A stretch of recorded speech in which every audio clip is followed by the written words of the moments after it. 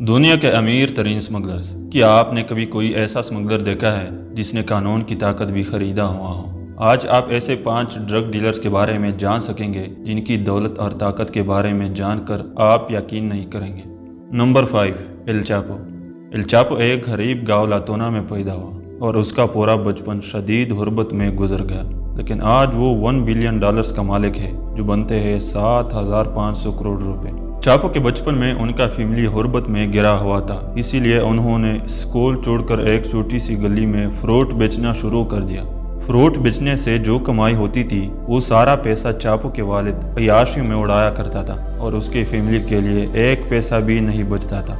लिहाजा 20 साल की उम्र में चापो ने कुछ बड़ा करने का सोचा और इसी दौरान उन्होंने खुद का ड्रग बिजनेस शुरू कर दिया। और पुलिस से अपने आप को सिक्योर करने के लिए उन्होंने गैंगस्टर्स का एक बड़ा ग्रुप बना लिया ताकि पुलिस उससे कोई नुकसान ना पहुंचा सके। चापो ने अपने खिलाफ जाने वाले तमाम आदमियों को मार डाला और खुद को एक ताकतवर ड्रग डीलर बना दिया। यानी अब एल चापो की ड्रग सप्लाई का नेटवर्क पूरी दुनिया में फैल चुका था, जिससे वो बिलियंस ऑफ डॉलर्स कमाते थे। अथॉरिटीज़ ने कई बार चापो को अरेस्ट करने की कोशिश की, लेकिन वो कभी भी इस मिशन में कामयाब ना हो सके। Number 4, ग्रिजेल्डा Blanco. कोकेन बेचने वाले अमीर तरीन स्मगलर्स की लिस्ट में सिर्फ एक ही औरत आती है और वो है ग्रिजेल्डा ब्लैंको। 1970 के दौरान ग्रिजेल्डा कोलंबियन मेडिलन कार्टेल की मलका हुआ करती थी और उस वक्त वो कोकेन गॉड मदर के नाम से जानी जाती थी। इस औरत का नेटवर्थ $2 बिलियन था, जो बनते हैं 15,000 करोड़ रुपए, और ये सारा पैसा उन्होंने ड्रग स्मगलिंग से कमाया था। कोलंबिया के अलावा ये औरत मियामी, न्यूयॉर्क और कैलिफोर्निया में भी ड्रग की स्मगलिंग करती थी। ग्रिजेल्डा एक बेरहम औरत थी और उन्होंने अपने करियर का रास्ता साफ करते हुए 200 लोगों की जानें ली थी। 1985 में ब्लैंको को अरेस्ट कर दी गई, लेकिन जेल के अंदर रहते हुए भी उनको ड्रग सप्लाई करने में कोई प्रॉब्लम नहीं थी, क्योंकि वो अपने मर्डरस गैंगस्टर्स के जरिए ड्रग सप्लाई करती थी, जिनको कोकेन काउबॉयज कहा जाता था। कई सालों तक सब कुछ ऐसे ही चलता रहा, लेकिन 2004 में ब्लैंको जेल से आज़ाद हो गई। इतने सालों तक कैद में रहने के बावजूद भी उन्होंने स्मगलिंग नहीं छोड़ी और आखिरकार 2012 में एक कसाई के दुकान पर उनके सर पर 2 गोली मार कर मारी गई। नंबर 3, कौनसा।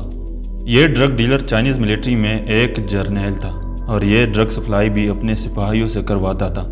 1980 से लेकर 1990 तक न्यूयॉर्क में ड्रग सप्लाई का 90% हिस्सा गोल्डन ट्रायंगल से सप्लाई होता था।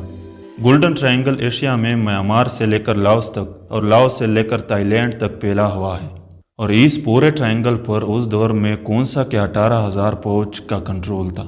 कोन्सा का नेटवर्थ $5 बिलियन था, जो बनते हैं 36,000 करोड़ रुपए। 1980 में कोन्सा ने अपना कारोबार ख़त्म करना चाहा और सारा ड्रग्स ऑस्ट्रेलियन गवर्नमेंट को बेचने पर बात हो गई, जिसके लिए उन्होंने $400 मिलियन की पेशकश की, लेकिन ऑस्ट्रेलियन गवर्नमेंट ने यह सौदा करने से इनकार कर दिया। उसके बाद उन्होंने अमेरिका के साथ सौदा किया, जिसमें उन्होंने कहा कि वो ड्रग डीलिंग हमेशा के लिए छोड़ेगा, लेकिन इस शर्त पर कि अमेरिका उसे 8 सालों तक सालाना $50 मिलियन देंगे। लेकिन अमेरिका ने भी इस डील से इनकार कर दिया और उसको अरेस्ट करने के बदले में $2 मिलियन का इनाम रख दिया। 1996 में कोन्सा को बर्मीज ऑफिशल्स ने अरेस्ट कर दिया और उसे 11 साल कैद की सज़ा सुनाई गई, लेकिन उसने कभी भी खुद को अमेरिका के हवाले नहीं किया। Number 2, Amado Carrillo Fuentes. Carrillo एक पावरफुल मैक्सिकन ड्रग ट्रैफिकर था।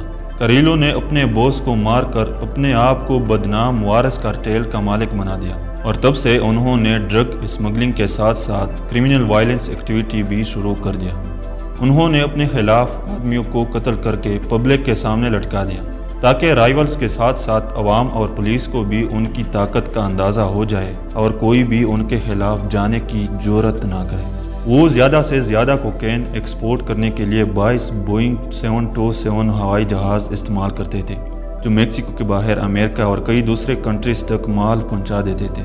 ज़्यादा तादाद में एयरक्राफ्ट होने की वजह से उन्होंने अपने आप को एक नाम दिया था, इल सीनियोर डी लोस सिएलोस, जिसका मतलब है the lord of the skies. 1990 तक कैरिलो $25 बिलियन का मालिक बन चुका था, जो बनते हैं 1800 अरब रुपए। جب کریلو کو گرفتار کرنے کے لیے میکسیکن اور امریکن اتھارٹیز نے مل کر اس کے گھر پر قبضہ کیا تو وہ اپنے پرائیویٹ جیٹ میں بیٹھ کر رشیا کی طرف روانہ ہوا۔ پولیس سے بچنے کے لیے انہوں نے پلاسٹک سرجری کرنے کا فیصلہ کیا، لیکن ان کی سرجری کامیاب نہ ہو سکی اور مال فنکشننگ کی وجہ سے ان کی موت ہو گئی۔ Number 1، Pablo Escobar. پچھلے تمام ڈرگ لارڈز کے مقابلے میں پیبلو ایسکوبار کے قصے بہت ڈیفرنٹ ہیں، کیونکہ یہ دنیا کا سب سے پاورفل اور امیر ترین ڈرگ ڈیلر تھا۔ پیبلو ایسکوبار $30 بلین کا مالک تھا، جو بنتے ہیں 2200 ارب روپے، لیکن اس میں وہ شامل نہیں ہے جو اس نے مختلف علاقوں میں زمین کے اندر چھپائے ہوئے تھے۔ اس کے علاوہ پیبلو ایسکوبار کی ڈرگ سپلائی کا نیٹ ورک اتنا بڑا تھا کہ یونائٹڈ اسٹیٹس کو 80% کوکین صرف پیبلو ایسکوبار سپلائی کرتا تھا۔ ایک دن ایسکوبار نے ایک بزنس مین کو کڈنیپ کر کے $1 لاکھ حاصل کر لیا اور یہ اس کا پہلا جرم تھا، لیکن اس واقعے کے بعد اس نے کچھ بڑا کرنے کا سوچا اور اپنے مائنڈ میں یہ گول رکھا کہ 22 سال کی عمر تک میں ایک ملینئر بن جاؤں گا، اور وہ اس گول کو اچیو کرنے کے لیے کچھ بھی کر سکتا تھا۔ لہٰذا 1975 میں انہوں نے کوکین آپریشن شروع کر دیا، اور اس معاملے میں ایسکوبار نے پولیس کے ساتھ بھی گٹھ جوڑ کر لیا۔ جو پولیس آفیسر ایسکوبار کی بات نہیں مانتا تھا، ان سے ایسکوبار صرف ایک ہی سوال کرتا تھا، گولی کھاؤ یا پیسے لے جاؤ۔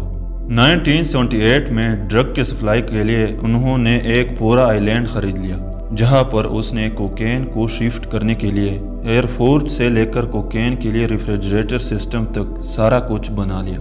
اس آئی لینڈ سے روزانہ 15,000 kg کوکین صرف امریکہ بھیجا جاتا تھا، جو سال کے 5,40,000 kg کوکین بنتا ہے۔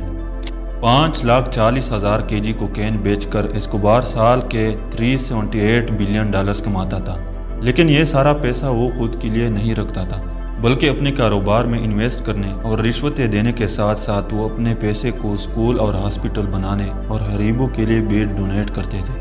1980 تک ایسکوبار $30 بلین کا مالک بن چکا تھا، اور 1993 کو وہ پولیس کے ایک مقابلے میں مارا گیا۔ امید ہے یہ ویڈیو آپ لوگوں کو پسند آئی ہوگی۔ ہمیشہ ایسے ہی انفارمیٹیو ویڈیوز دیکھنے کے لیے اس چینل کو سبسکرائب کریں، اور میں آپ سے ملوں گا اگلی انٹرسٹنگ ویڈیو میں۔ تب تک کے لیے خدا حافظ۔